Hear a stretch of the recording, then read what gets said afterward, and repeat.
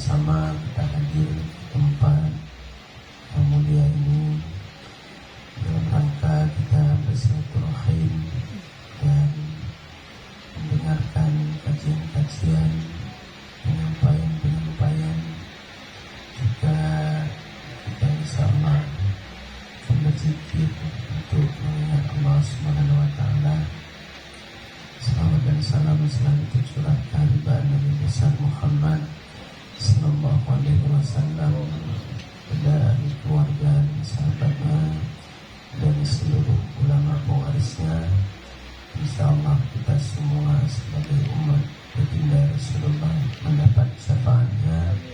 Amin ya rabbal alamin. Yang kita cintai, kesayangi, yang biasa mencintai dan menyayangi kita, senantiasa doa beliau tercurah pada kita semua agar kita selamat iman, bagus amal, dan kita berakhlak yang mulia. Dan selayaknya lah kita senantiasa sebagai murid untuk mendapatkan fuyud dari guru kita. Kita selalu berdoa kepadanya agar Allah sehatkan badannya, permudah perjuangannya, disampaikan cita-citanya, dan kita semua istiqamah mengikuti jalannya. Kemudian para guru-guru kita, Buya Haji Ansari Abasi, Abang Muslim Longkot, yang senantiasa beliau telah bersama-sama kita mulai hari pertama sampai hari ke-9 ini, atau malam ini. Juga kepada para wali istimewa, pada wali provinsi, senantiasa ikhlas mengajak dan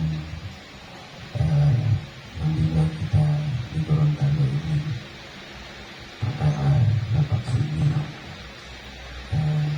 kemudian wali Boto, dan wali-wali yang lain yang datang dari Kupang, dari Mai, dari Manado, dari Pegunungan, dari Petajin, Tengku Bisri, juga di Tenggola, dan dari Wonosari, dan dari mana lagi? Pada datang?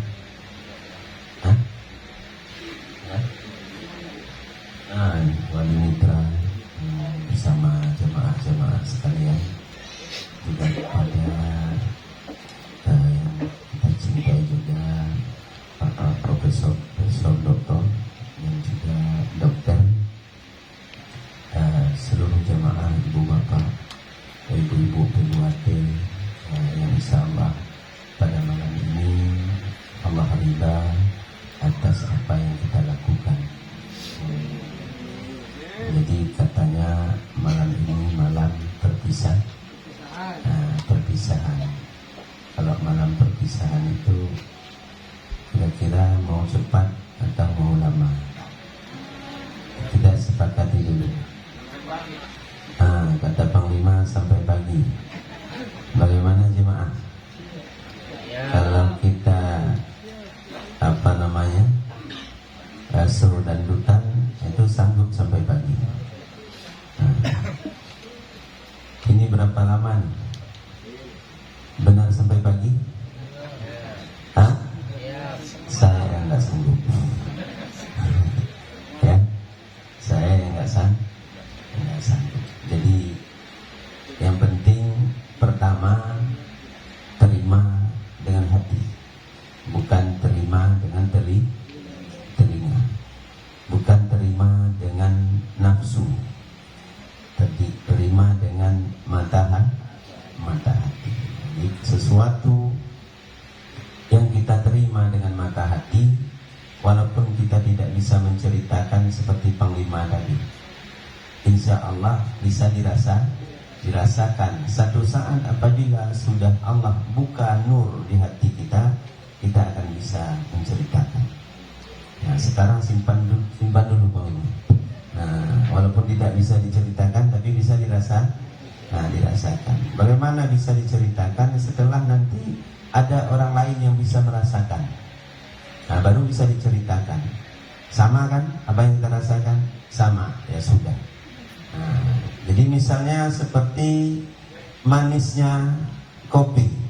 Bagi orang yang tidak pernah berkopi, itu tidak tahu manisnya kok. Dan kita tidak bisa menceritakan bagaimana manisnya kok. Harus dirasa dulu kopi. Manis, nikmat, oh nikmat, ya sudah kita rasakan saja. Nikmatnya kok. Nah, jadi begitulah nikmatnya beragama. Apabila sudah kita rasakan, itu tidak bisa, karena dia tidak berhuruf, tidak bersuara. Rasa itu tidak berhuruf, tidak bersuara. Jadi baik Bapak-bapak, Ibu sekalian, sebelum saya mulai makalah ini, kemarin kami membaca makalah di apa namanya? Di Ikhwan. Jadi di Ikhwan itu ada kami baca makalah ihsan. Makalah insan dan ihsan. Insan. Insan atau manusia. Jadi secara etimologi itu sama insan. Manusia. Jadi kalau kita lihat dengan secara terminolog atau istilah, insan itu berbeda, tidak sama. Allah menggambarkan dalam Al-Quran manusia itu pertama dikatakan Bani Adam.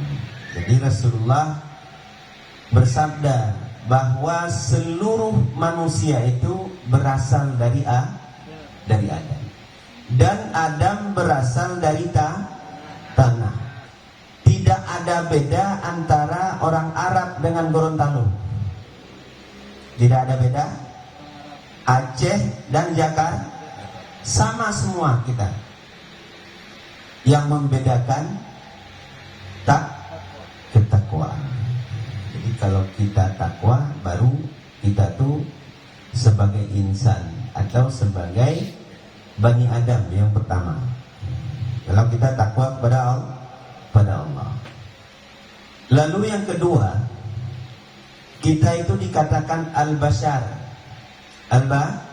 Al-bashar. Kita makhluk biologis. Kalau Pak Dokter hafal dia.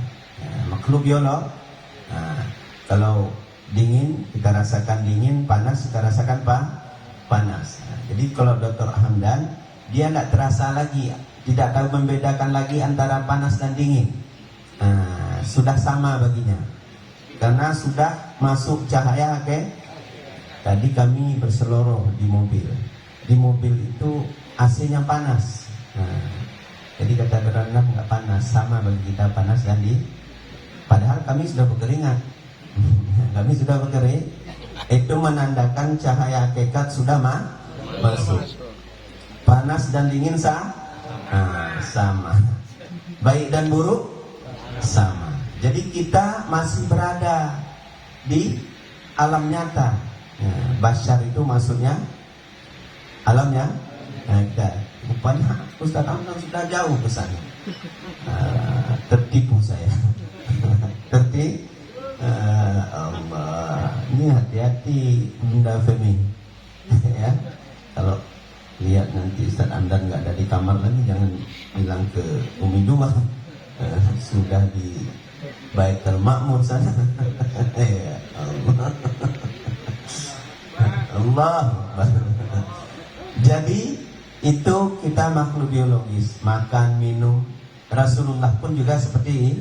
Ada makan, ada minum, tidur dan sebagainya. Ketika tidak makan kita lapar, ketika kita tidak minum haus. Kalau sakit ke dokter. Ada yang coba-coba sakit tidak ke dokter. Saya bilang kamu ke dokter, ditahan ya. Akhirnya terpaksa nggak dapat ikut ke Ikhwan. Itu sekjen kita. Jadi udah berapa hari panas, mana dia? Mana sekjen? Jadi udah berapa hari panas, saya bilang ke dokter nggak apa-apa, istirahat aja.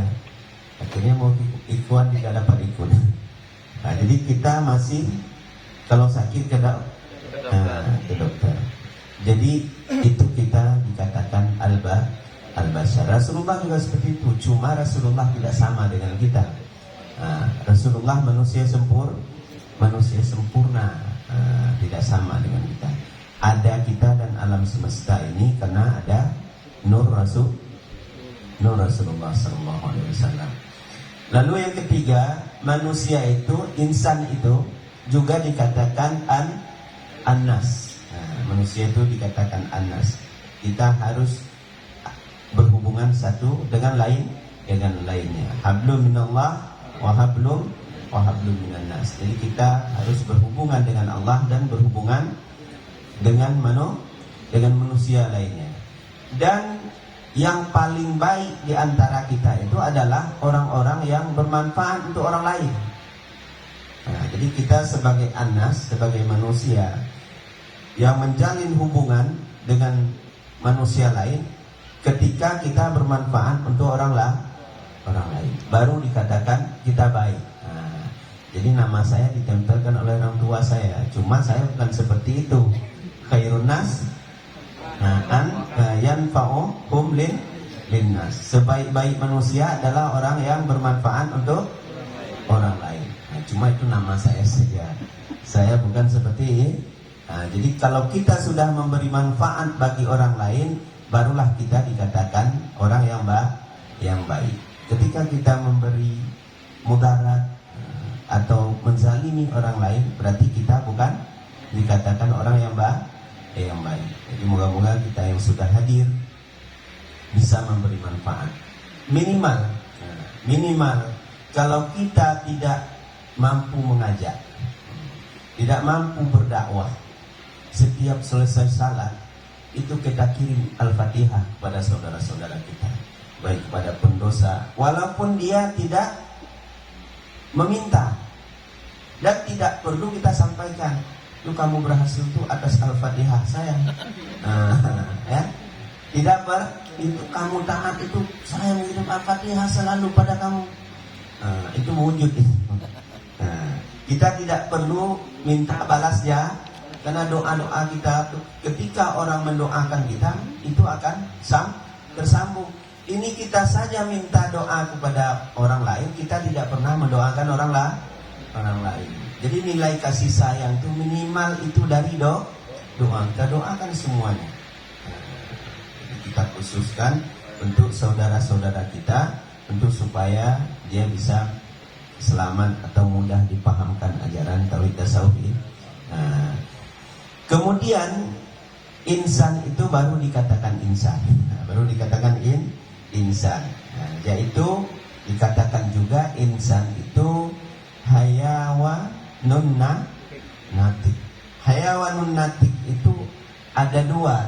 Jadi kalau di Al-Quran ini manusia berakal dan manusia yang bisa berkata-kata, berucap, bisa menyampaikan. Jadi tahu dengan akal ini kita membedakan mana yang baik, mana yang buruk. Jadi akal ini juga perlu kita syukuri. Perlu kita syukur Allah telah berikan kepada kita akal sehat. Mau nggak duit banyak tapi akal nggak sehat? Atau pangkat tinggi, akal nggak sehat. Kursi misalnya di PN, tapi akal nggak sehat, akhirnya di lampu merah kan. Jadi yang penglima jadi akhirnya nggak manfaat kursi di DPR tuh. Kok panglima sudah di lampu merah nih? Ngapain di lampu merah? Cuma karena akal sehat duduknya sebagai wakil rakyat. Nah itu karena akal sehat. Kalau akal kita tidak sehat, tidak bisa duduk sebagai wakil rakyat. Jadi maka syukuri.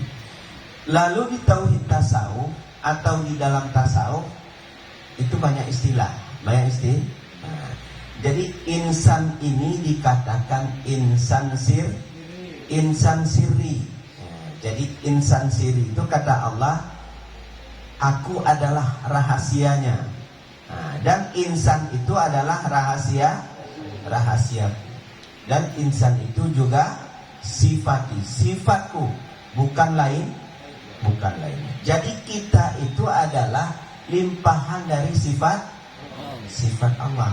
Dan kita rahasia Allah. Allah itu juga bersifat rahasia. Makna rahasia kita nggak bisa pikirkan dengan akal tentang Allah.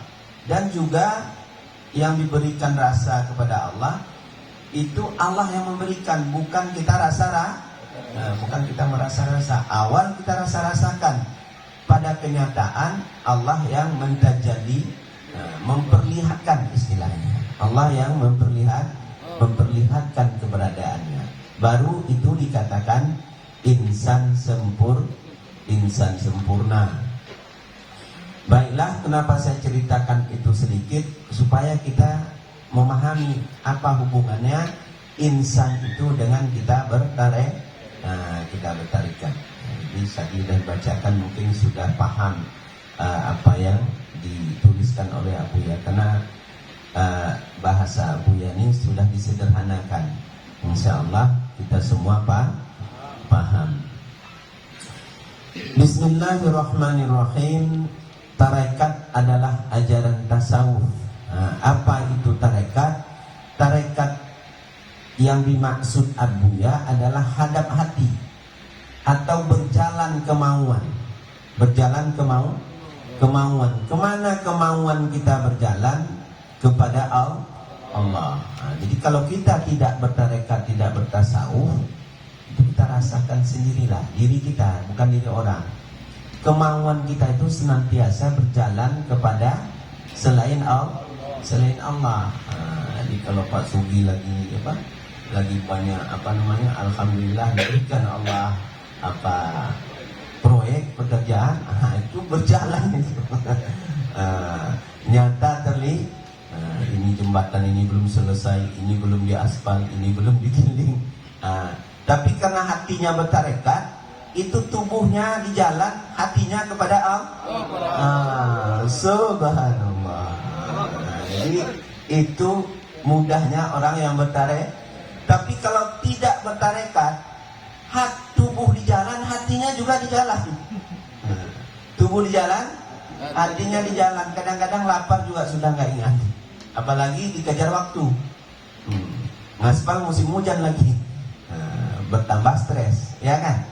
Tapi insya Allah dengan tarekat itu Allah mudahkan jalan sehingga sebelum waktunya sudah selesai. Insya Allah. Jadi itu. Jadi tarekat itu kita menghadapkan kemauan kita, berjalan hati kita kepada Allah. Jadi bukan tarekat misalnya zikir-zikir yang diamalkan, yang diberikan guru, lalu kita keramat dengan zikir-zikir itu. Di tarekat itu bukan itu. Atau kita terlalu mencari, mengkaji-kaji tentang zat Allah. Bukan itu tarekat. Zat Allah itu tidak bisa dikajikan, tidak bisa dikaji-kaji. Kita cari-cari, karena Allah itu laisa kamitslihi, tidak serupa, tidak seumpama, tidak semisal. Tidak bisa kita bayangkan. Allah bukan bulat, bukan lonjong, bukan persegi empat, bukan bertempat. Tidak ada awal, tidak ada akhir. Bukan seperti asap, bukan seperti Jadi kalau ada yang terasa ini Allah, itu bukan Allah. Misalnya Allah seperti rumah, bukan. Allah seperti langit, bukan. Allah seperti laut, tidak. Allah seperti angin, bukan. Semua yang kita rasakan tentang zat Allah itu harus kita tolak. Allah itu bersih dari sangkaan-sangkaan dan rasa-rasa kita. Yang bisa kita rasakan apa? Afalnya, sifatnya yang sudah dizahirkan kepada baginda Rasulullah Sallallahu Alaihi Wasallam, dan itu yang diberikan Rasulullah kepada kita.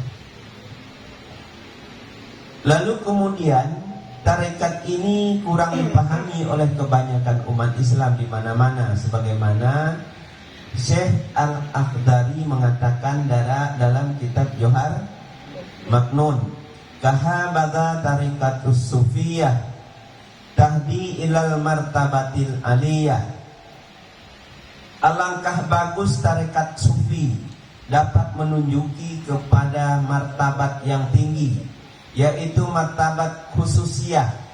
Nah, itu tarekat ini khusus jalannya, Maka kenapa kita tadi dibaiat? Dibaiat. Disambungkan ruhani kita itu dengan syekh, dengan mursyid. Karena syekh itu dia meletakkan nur ke hati kita. Meletakkan nur. Kemudian setelah diletakkan nur oleh syekh ke hati kita, maka cermin hati kita itu yang membuat kita berada di hadrat Allah, di hadapan Allah, cermin hati kita. Kemudian syekh itu senantiasa selalu membangunkan hati kita agar kita misalnya bersyariat baik, ya, bertarekat baik, berhakikat baik, dan bermarifat baik. Jadi bagaimana dia membangunkan? Inilah seperti ini. Kita berkumpul, kami bisa ketemu itu nur syekh itu. Jadi orang yang sudah bertarekat itu dibangunkan. Bukan orang tarekat seperti yang ditakut-takuti. Jadi jangan kamu bertarekat, nanti gila. Nanti gila. Saya bilang benar gila kami, tapi gila kepada tarekatnya. Gila kepada tarekat, gila kepada tasawufnya. Sampai saya bilang sama Pak Nelson, Bapak sudah gila juga ya? Iya, saya sudah gila juga. Maksudnya gila kepada tasawuf. Jadi kita sini nanti semua gila ini. Tapi bukan gila hilang akal, tapi gila berakal. Gila berakal itu bertambah dicerdaskan secara sipri. Ada kecerdasan akal, ada kecerdasan sipri. Jadi kecerdasan spiritual itu tidak bisa diukur oleh manusia. Walaupun Bapak Profesor, itu tidak bisa mengukur kecerdasan seseorang dari segi sipri. Tapi kalau dengan akal bisa diukur, suruh bicara saja.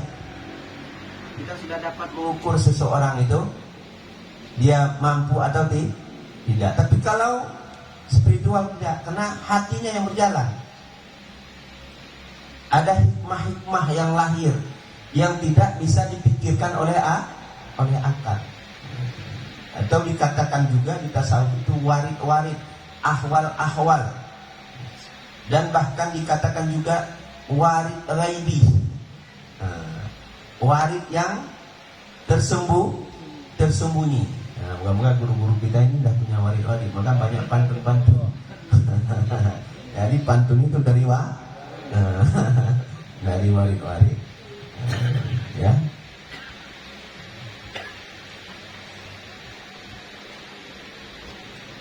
Kemudian khususiyah yang dimaksud adalah wilayah. Wilayah ini adalah makam orang setelah dia berjalan kepada Allah. Orang yang sudah bermakam ini, wilayah ini makam. Wilayah ini makam. Yang dikatakan ahlul wilayah itu adalah orang yang sudah berhakikat dengan hakikat hak, dengan hakikat Allah. Jadi bahasa sufi itu banyak istilah-istilah. Jadi kadang-kadang terlalu tinggi. Tapi walaupun tidak paham, dengarkan saja. Nanti insya Allah satu saat paham. Jadi berhakikat dengan hakikat Allah. Maksud hakikat itu cahaya Allah itu sudah menguasai batinnya, sehingga jalal dan jamal Allah itu terang pada hatinya. Ketika dia merasakan kehebatan Allah, kehebatan Allah, misalnya kuasa Allah, keperkasaan Allah, janji-janji cerca Allah, itu nyata pada batinnya. Bukan dia dusta, bukan dusta.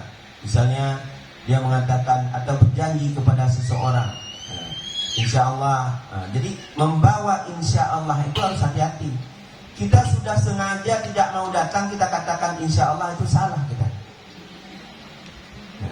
Kita memang sengaja nggak datang, tapi kita katakan insya Allah, itu salah, keliru. Insya Allah itu kita berusaha untuk tapi ada halangan. Ini memang kita tidak mau datang. Kalau nggak mau datang, jangan pakai insya Allah. Mohon maaf saja. Saya kebetulan ada kesibukan, atau saya mau mengantar anak saya, atau saya mau mengantar istri saya berobat. Terus terang saja, nggak usah pakai insya Allah. Insya Allah tuh kita berusaha untuk datang, tapi ada halangan, baru kita katakan insya Allah.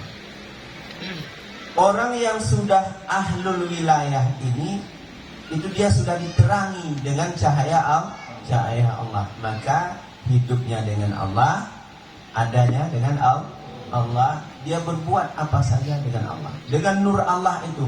Dia beribadah dengan nur Allah, dia hidup berkasih sayang dengan sama, berhubungan dengan yang lain dengan Allah, bukan dengan dirinya, bukan dengan nafsunya. Maka kemudian setelah itu dia bermakrifat.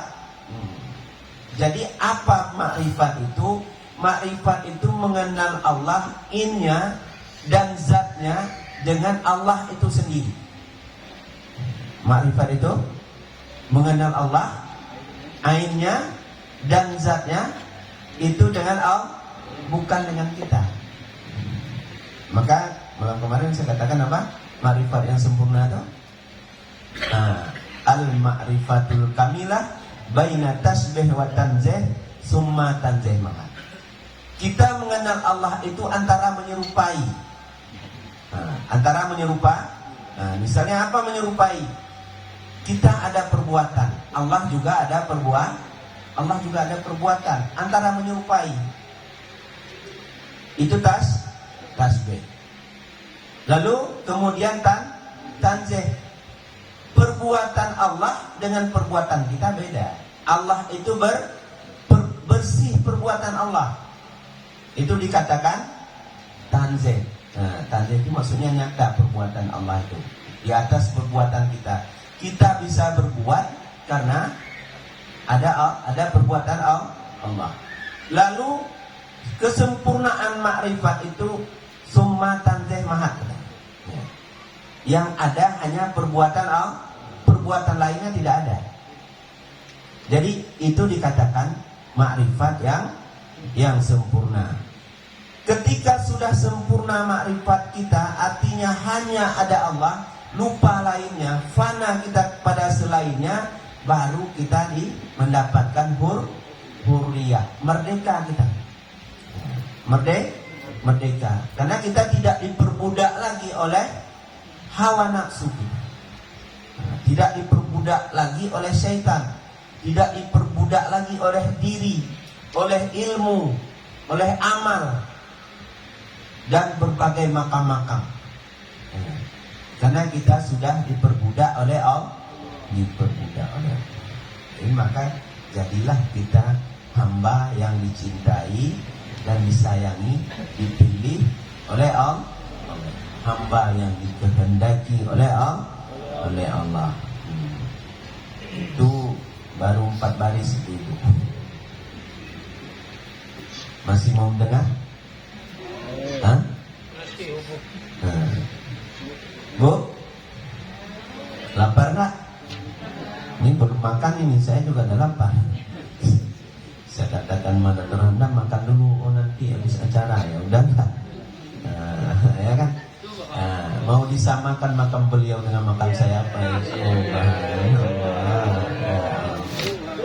Padahal saya masih di alam khalqi, saya bilang, tapi disiksa saya pada malam ini. Tapi demi jamaah tidak apa-apa, saya baca juga, walaupun walaupun bisa. Benar jujur nih, saya sudah lapar nih. Ya, saya pikir tadi habis isya makan dulu. Ternyata nanti habis makan, habis acara sama-sama. Rupanya acaranya sampai pagi. Ya Allah. Jamaah takhir, makannya di jamaah takhir katanya. Jadi gimana Pak Ibu sanggup nggak jamaah takhir makannya? Hah? Jauh-jauh dari Kupang lagi nih. Benar-benar jahat Ustaz. Jadi janganlah kami ini bukan disamakan makamnya.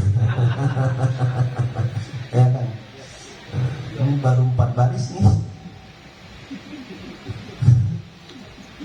Kita bisa dekat dengan Allah, mengenalnya, merdeka dari alam, sehingga kita dapat taraki. Nah, maknanya naik di sini maksudnya kita selalu tersangkut hati kita pada Allah, bukan selain Allah. Sehingga naik dan turun nafas kita itu kita dalam mengingat Allah. Jadi di dalam tasawuf, apabila nafas tidak ingat Allah pada naik dan turun, itu nafas itu adalah nafas yang mati. Nafas yang mati. Kita hidup tapi mati. Jadi berapa kali nafas kita yang mati dan berapa kali yang hidup? Hitung sendirilah. Periksa sendiri. Dari pagi kita bangun sampai kita istirahat malam, itu mau tidur kita tafakur sebentar. Berapa kali nafas saya ingat Allah dan berapa kali tidak. Jadi kalau banyak hari ini kita nafas kita itu ingat selain Allah, maka sebelum tidur itu wajib bertobat. Kalau enggak mati benaran. Mati apa? Mati hati, bukan mati tubuh. Mati jadi mati hati. Jadi maka banyak permasalahan. Orang yang banyak masalah itu mati hatinya, walaupun tubuhnya hidup. Jadi maka datang penyakit-penyakit, penyakit iri, penyakit dengki, dan penyakit zahir disertai juga karena terlalu banyak pikiran, terlalu banyak stres. Jadi kata dokter bedah itu 90% penyakit itu asalnya dari pikiran.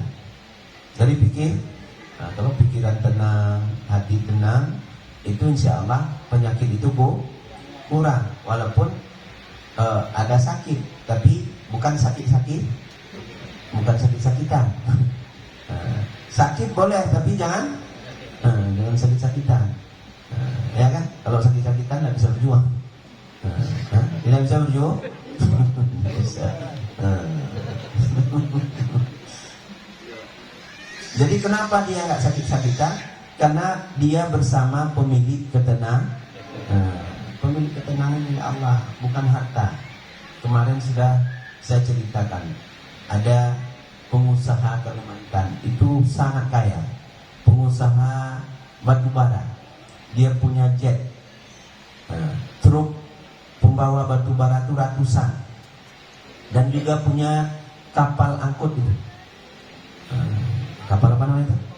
Kapal tongkang. Kekayaannya triliunan. Tapi sayang dia susah tidur. Jadi kalau kita misalnya jalan dengan dia waktu kita tidur, itu nangis dia melihat kita tidur. Ketika kita bangun, dia menangis. Enak sekali kamu. Kalau saya mau tidur minum obat dulu. Mau tidur minum obat dulu, nggak bisa tidur. Jadi jadi ibu-ibu, bapak-bapak yang mudah tidur walaupun nggak punya duit harus disyukuri. Harus disyukur. Jadi jangan mau banyak duit. Mau nggak banyak duit nggak bisa tidur?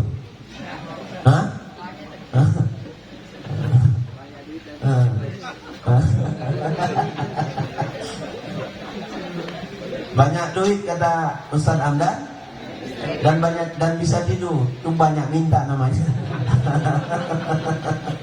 Sudah dikasih nikmat, mau nikmat lah. Jadi nggak mau jadi insan itu. Ya.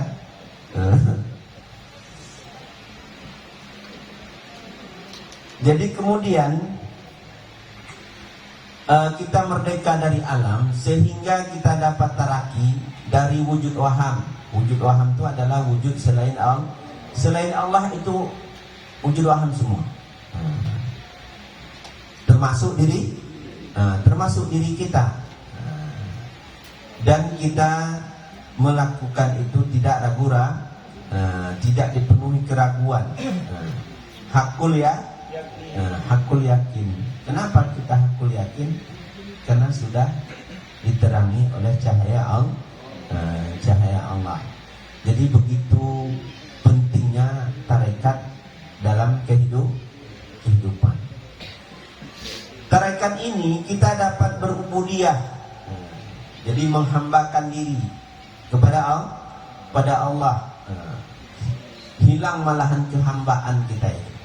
Yang ada hanya Allah. Allah semata-mata dalam pandangan kita memutuskan sekalian sangkutan baik dengan alam maupun diri kita. Jadi putus. Jadi ada di dalam kajian kita tuh namanya tabatul. Tabatul itu putus selain Allah. Jadi kalau masih ada diri, itu nanti tumbuh ke kesombongan, keangkuhan. Kita misalnya yang taat, kita misalnya yang mulia, kita yang berpengaruh, kita yang bagus amalnya, kita yang nasab kita yang sampai kepada Nabi, turunan kita yang paling baik, kita orang alim, kita orang berilmu, kita orang kaya.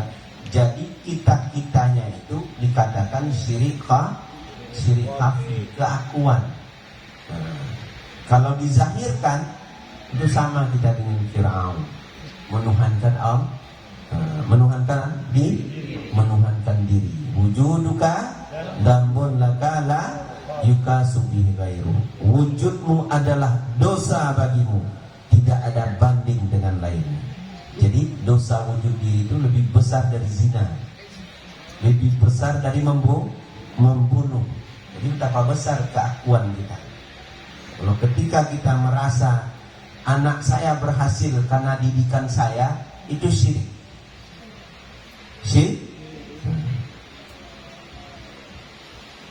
Jadi hati-hati juga Pak Dokter ya. Ini pasien ini berobat karena saya. Hati-hati. Maha penyembuh itu Allah. Kita cuma berikhtiar. Ya. Dan Pak dosen-dosen juga jangan mengatakan mahasiswa itu berhasil karena dapat sarjananya di pena saya. Itu syirik. Jadi hati-hati ya. Begitu juga Pak Dewan ya. Hati-hati. Dan kita semua. Jadi tauhid tasawuf atau tarekat itu membersihkan dari kesyirikan. Cuma berat bersihnya itu, keakuan itu berat, bukan mudah. Walaupun kita sudah tahu, tetap kita berada dalam kesyirikan. Kalau belum menjadi nur di hati kita. Jadi kalau untuk mendapatkan nur, maka perlu berguru agar kita ditarbiyah namanya, agar kita ditazkiyah, dibersihkan nafsu kita. Lalu agar kita ditaslik, diperjalankan kemauan kita untuk dekat pada Allah. Lalu ditakmil namanya, agar kita dibawa sampai di hadapan Allah, Jadi itu tugas mursyid. Tugas guru mentarbiyah, mentazkiyah, mentaslik dan mentakmil murid-muridnya. Tanpa kita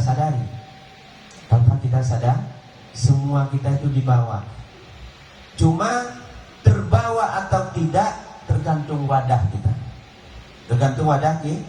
Guru itu selalu menyinari.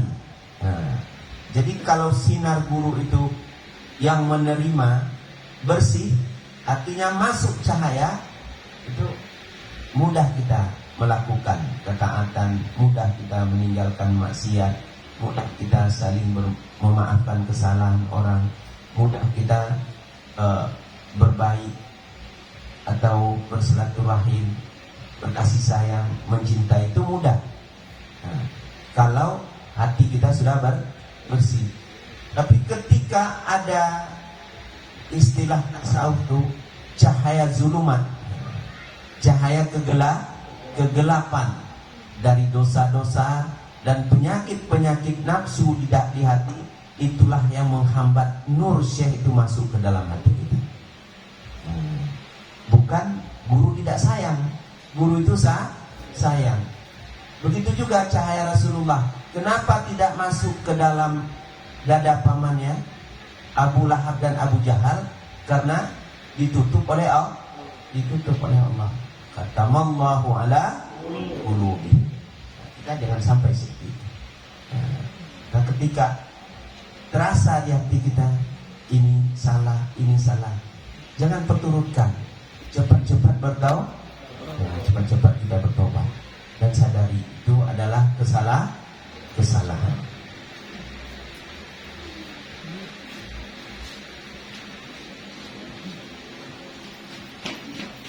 Karena dengan tarekat kita dapat mencapai hakikat. Karena dengan hakikat kita dapat mencapai hakikat. Tarekat ini tadi sudah saya sampaikan, berjalan kemauan kita dengan metode yang dibawa oleh kalau kita tarekat Naksabandi. Di sini sudah diterangkan ada beberapa tarekat di bawah nanti. Jadi tarekat semua tarekat itu tujuannya untuk dekat kepada Allah. Tidak boleh kita merasa lebih satu dengan yang lainnya.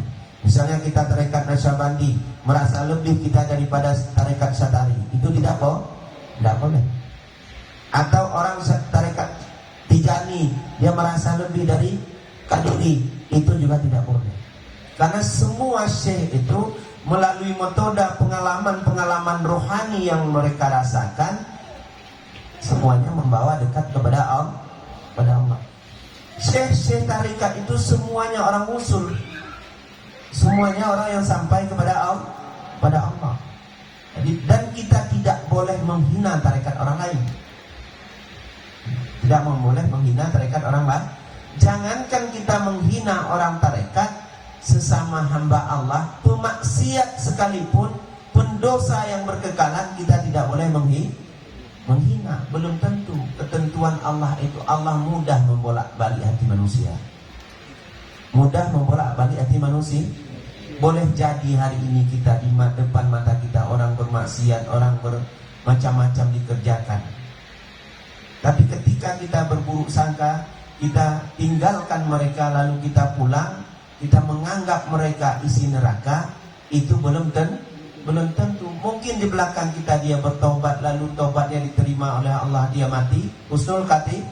Kita dalam berburuk sangka, di dalam salat terlihat dosa-dosa saudara kita, di dalam kita berzikir terlihat dosa saudara kita, mati su'ul khatimah. Tidak salah akibat buruk sangka. Maka yang bagi orang tarekat, kenapa tidak boleh buruk sangka? Dia menyaksikan baik dan buruk di iman kita itu datang dari Allah. Itu bagi orang yang sudah berjalan kemauannya. Kenapa kita ketika melihat orang lain dalam keburukan, kita tidak melihat dari Allah? Kita melihat dengan mata nafsu kita. Walaupun kita sering tahajud di malam hari, kita membangun masjid di mana-mana, ketika ada buruk sangka di hati kita, kita belum tentu selamat. Maka begitulah pentingnya kita untuk membersihkan nafsu. Nafsu ini, tasawuf ini gunanya untuk membersihkan nafsu. Membersihkan keburukan tabiat kita. Lalu sufi itu untuk membersihkan wujud diri dan keakuan.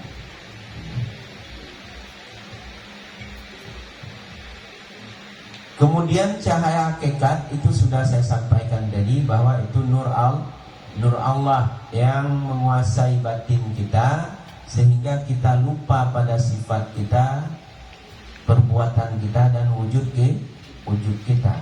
Nah, jadi kalau berupa materi mudah kita lupa.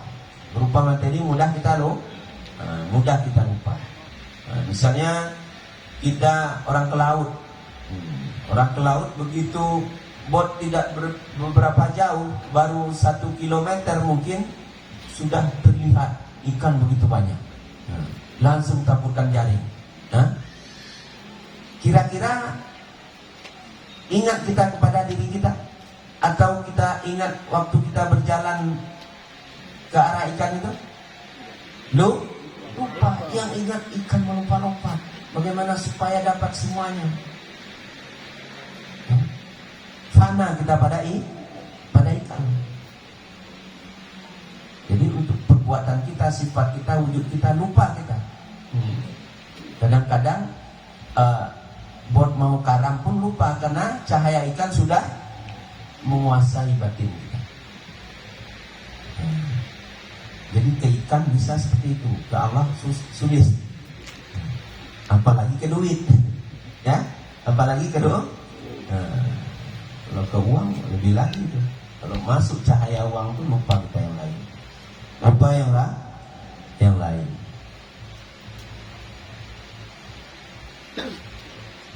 Keberadaan Allah dan sifatnya bercahaya di dalam batin kita, maka dari itu kita umat Islam agar dapat mempelajari dan memahami tarekat-tarekat yang muktabar seperti Nasyabandi, Syatari, Kadiri, dan Sajili juga lain-lainnya. Ada 53 marifat muktabar yang di Indonesia ini.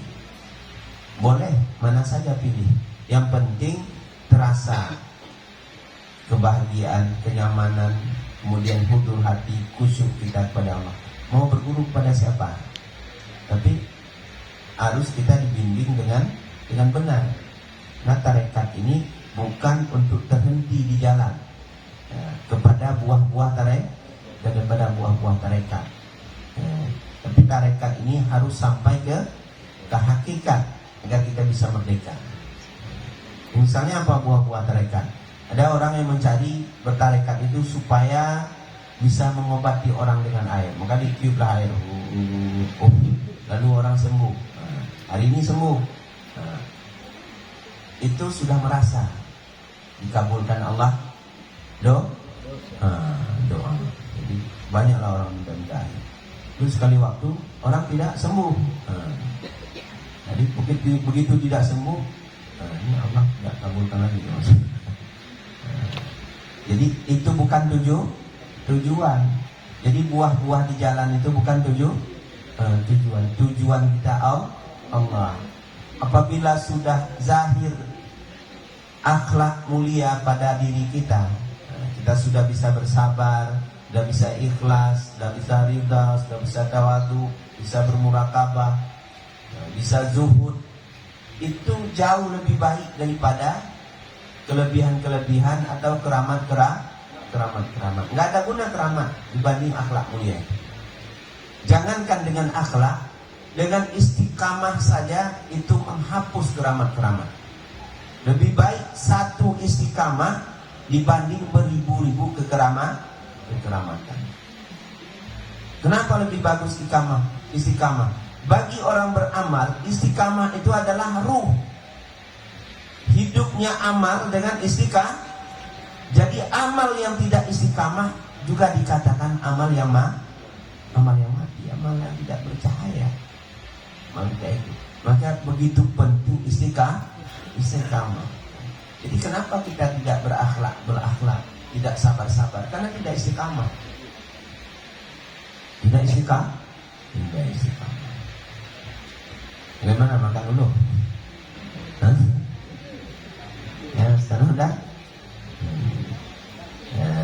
Jadi karena sudah pada ngantuk, kita break sebentar ya. Terus kita lanjut. Allah, Allah, hasbi rabbi jalallah. Allah, Allah, ma fi qalbi illallah. Allah, Allah, hasbi rabbi jalallah. Allah, Allah, ma fi qalbi illallah.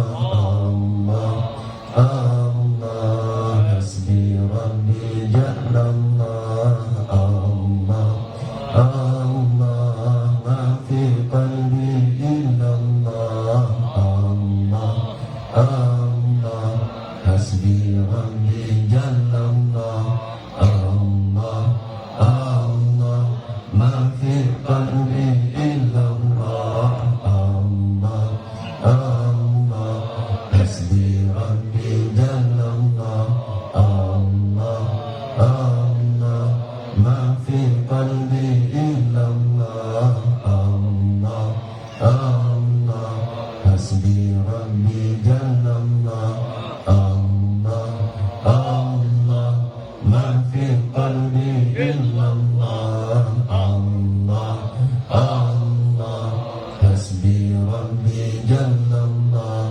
Allah, Allah, ma fi qalbi illallah. Allah, Allah, hasbi rabbi jallallah. Allah, Allah, ma fi qalbi illallah. Allah, Allah, hasbi rabbi jallallah. Allah, Allah, ma fi qalbi illallah. Allah, Allah, hasbi rabbi jallallah. Allah, Allah, ma fi qalbi illallah. Allah, Allah, hasbi rabbi jallallah. Allah, Allah, ma fi qalbi illallah. Allah, Allah, hasbi rabbi jallallah. Allah, Allah, ma fi qalbi illallah. Allah, Allah, hasbi rabbi jallallah. Allah, Allah, ma fi qalbi illallah. Allah, Allah, hasbi rabbi jallallah. Allah, Allah, ma fi qalbi illallah. Allah, Allah, hasbi rabbi jallallah. Allah, Allah, ma fi qalbi illallah. Allah, Allah, hasbi rabbi jallallah. Allah, Allah, ma fi qalbi illallah. Allah, Allah, hasbi rabbi jallallah. Allah, Allah, ma fi qalbi illallah. Allah, Allah, hasbi rabbi jallallah. Allah, Allah, ma fi qalbi illallah.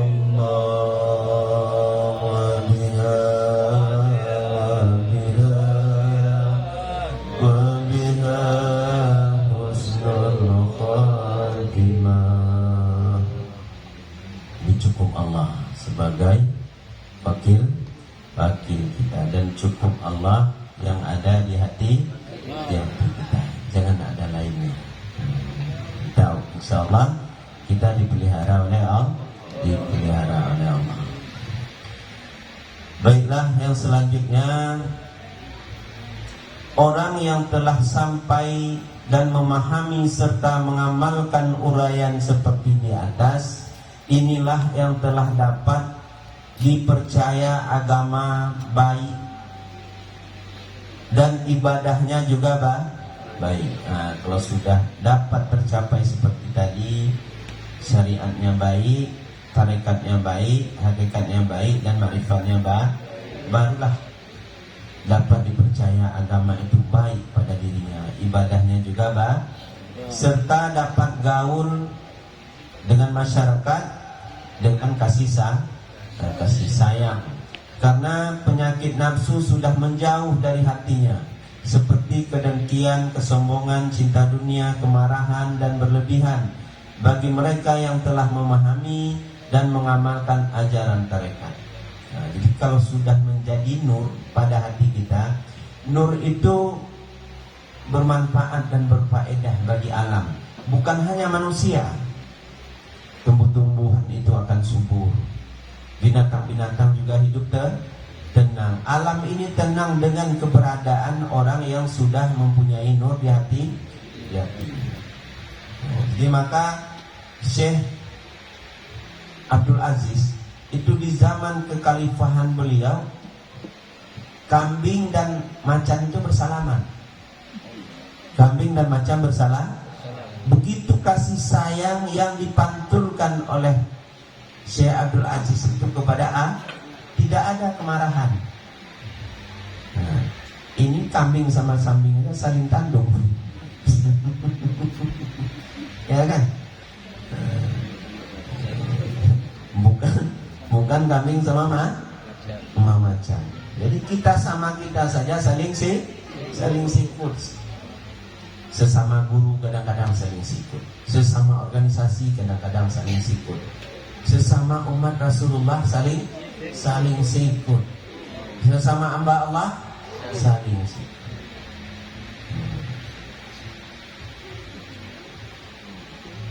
Jadi ada diceritakan oleh murid Ibnu Arabi. Jadi beliau sangat mencintai guru, guru.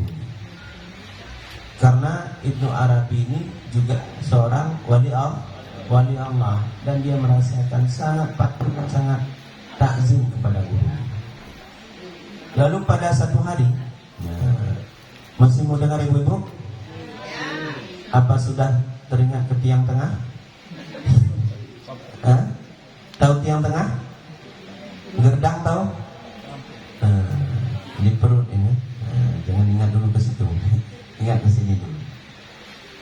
Jadi murid Imam Arabi ini sangat takzim pada guru. Lalu kemudian pada satu hari ada salah seorang menghina Imam Arabi. Mengatakan Imam Arabi ini sesat. Kemudian karena kecintaannya hilang akal dia. Lalu dipukulnya orang sampai berdarah mulutnya. Berdarah mulut. Setelah itu pada malam hari dia tidur. Ketika tidur itu dia bermimpi Rasulullah. Karena dia juga orang taat, orang alim, orang yang pengamal. Jadi bermimpi Rasulullah, datang Rasulullah padanya. Wahai murid Imam Arabi, kenapa kamu pukul si A tadi, atau si Fulan, atau dipukul Ustadz Hamdan? Dipukul Ustadz, kenapa dipukul Ustadz? Oh, karena dia menghina guru saya. Saya sangat cinta pada guru saya. Saya tahu kepada engkau, tahu kepada Allah, kenal saya dengan engkau, kenal saya dengan Allah melalui lidah guru saya, melalui bimbingan beliau, melalui pengajaran beliau, maka saya bisa taat kepada Allah, meninggalkan seluruh maksiat, dan saya diberikan ilmu-ilmu. Lalu kata Rasulullah, kalau begitu